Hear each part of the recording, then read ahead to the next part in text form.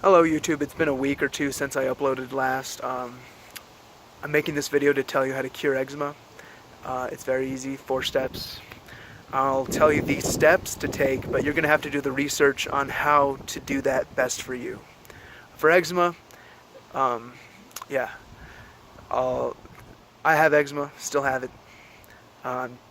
Made a lot of progress in curing it in the last 2 months, but the last 2 years I've been battling topical steroid withdrawal. You might be like me. All my life I've been prescribed antibiotics and steroids by doctors to manage the symptoms of eczema, but that never really addressed the root cause of the problem, which I'm addressing in this video. 4 root causes, 4 steps. Here they are. Step 1, you need to have a healthy diet. Usually for eczema that means having a leaky gut diet.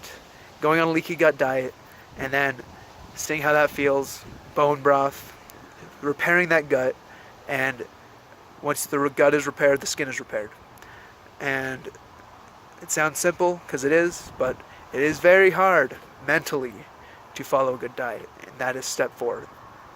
I'll get to that step on step 4, the mental aspect. So yeah, look that up, leaky gut diet. And the best thing to do with diets is experiment with different ones. Mediterranean, paleo, keto, whatever, vegan, leaky gut diet. So many diets.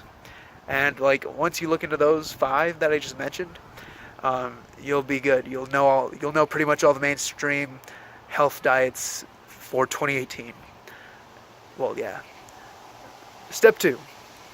You need to get good exercise. Exercise, not even like hard exercise, but like just reasonable, like walking.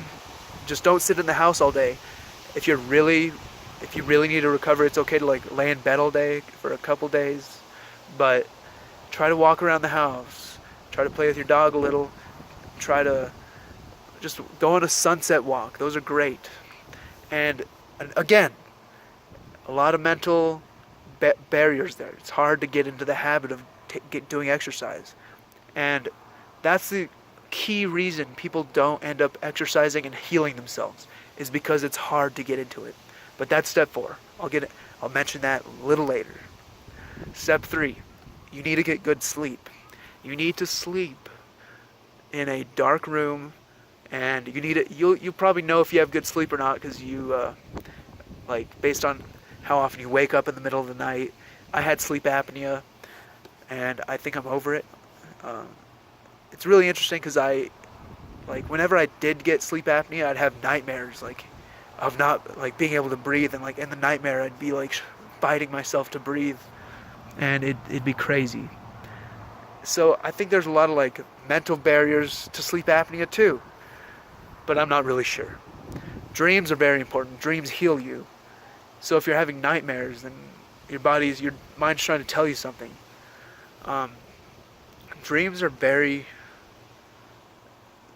been revered by ancient cultures like Native Americans for thousands of years. They're important to acknowledge, keep a dream journal.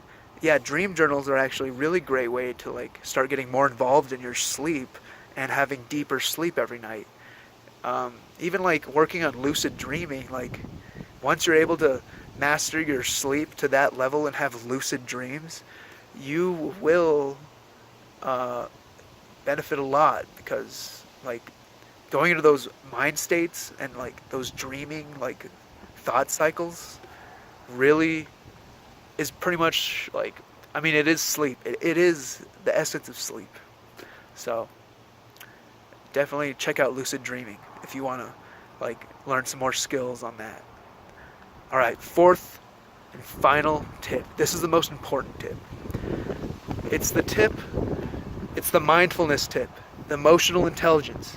You got to listen to your body. You got to meditate. You got to relax and just breathe. Focus on your breath. The breath is so important. Focus on it for however long per day you want. And it's really hard to start doing this, but once you do this, your brain actually changes. your brain increases like something called BDNF, which is brain-derived neurotropic factor. Not sure, but it means that when you have more BDNF, you have more brain cells developing in your brain, more gray matter, more neural connections from just more efficient thought cycles, more control over your body, and more control of yourself. And self-control really is the key to like getting into a good diet, getting into a good exercise routine, and just respecting your like stress levels and like knowing when to take a break from work after working. Because if you're working and have chronic stress and you don't recognize that, your skin's gonna tell you that you are under chronic stress and you need to stop stressing yourself as hard as you are. That was pretty hard for me to figure out at first, but I've made a lot of progress. And there is a medicine that will do the same thing to your brain that meditation does, but I'm not going to mention it. It is what my business is based on, and I think it is the most healing medicine on the planet. And I will tell you if you if you message me in Snapchat, that'll be in the bio. But I'm not going to mention it on YouTube because my family's watching and my competition is watching, and I don't want them to know my secrets. Know my secrets yet. But yeah, it's mindfulness and emotional intelligence. Being able to resist a chocolate bar that's going to cause you a flare-up in 12 hours. And like, people just want to, like, for me, I tried to just deny like that type of thing even affected my skin. I just wanted to believe that my skin was all genetic, all something that wasn't my fault. And that's why I went to the doctor and consumed so many toxic drugs that were prescribed to me and damaged my body so much, because I didn't want to take that accountability. It was really unhealthy, and it's why I'm all wrinkly. It's because that topical steroid withdrawal like did a lot of damage. It's horrible. Like, you can like even see my elbow, like see how wrinkly it is? It's weird. People call it elephant wrinkles. I don't know if they'll ever go away. But yeah, that's pretty much the end of the video. I'll talk a little more just for fun. But this book is great. It talks about all 4 pillars. Well, steps. Good sleep, good diet, good exercise, good sleep, and mindfulness practices, or meditation, or relaxation. And don't get relaxation confused with sleep, because they're very different. Okay, the video's over. Now I'm just going to talk. Let me think of something to talk about.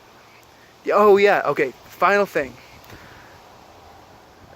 This is the cure to eczema, but it is also the cure to 97% of diseases. Like diabetes, obesity, depression, high blood pressure, dementia, and which are all the leading causes of death and disability in this country. These chronic diseases that all start with either immune system, like imbalances, and immune system imbalances are caused by just bad lifestyle habits. So my belief is that once you're in control of your lifestyle and you know what healthy means to you, and you know what a healthy diet is for you, and you know how to like control your stress levels and take a break when you need one, and not be ashamed of taking a break, or whatever is causing you not to take a break. It could be a number of things, but yeah, it's all about self-control. Like, everyone knows they need exercise, but they can't really control themselves. They're not gonna. Most people can't exercise just because they don't want to. And that's what I mean by self-control. You're kind of like, by not exercising and by eating badly and doing bad things that hurt your health and are obviously just bad habits. You're making yourself a slave to your bad habits and your compulsions, which is why the last step is so important. You need to have mindfulness and emotional intelligence to be able to control yourself and take control of yourself. Yeah. And yeah, that's what my business is about to be. I'm about to be going to people's houses, giving them this medicine, and healing their emotional intelligence, I guess. But yeah, eat healthy.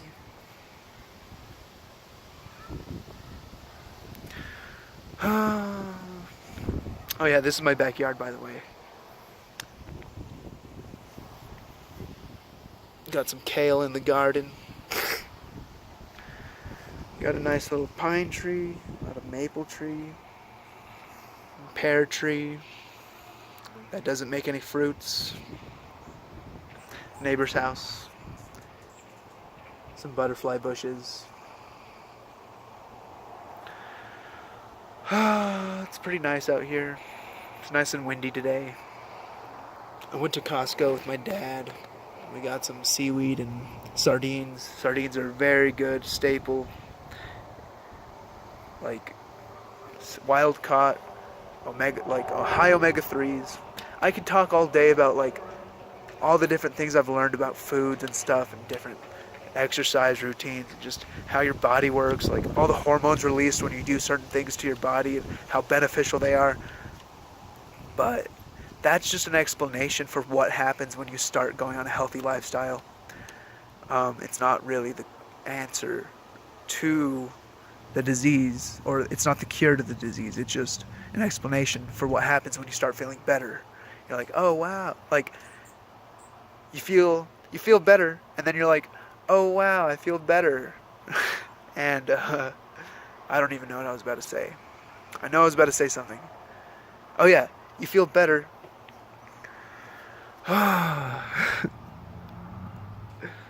And yeah, you just feel better after doing these things. And the explanation for why you feel better is all the chemicals, all the hormones, but it's not how to feel better. It's not the way to feel better. The way to feel better is emotional intelligence, mindfulness. The fourth pillar, the most important pillar.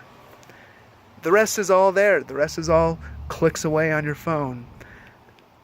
All you need to do is be able to ask the right questions. You need to be able to ask, like, how do I have a good diet? How do I do good exercise? Like, what's the best, like, possible way to get good, like, meditation in while I'm at work? Stuff like that. And there's all these videos out there on how to do that. And this video is hopefully just a foundation for you to work off of, because I mentioned all 4 things that you should be researching. And yeah.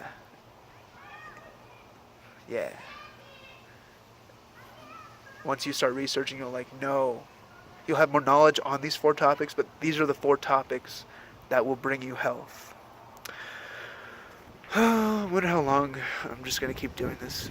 Just keep talking. My hair is just going crazy. Oh, I decided I'm never gonna get another haircut in my life for the rest of my life.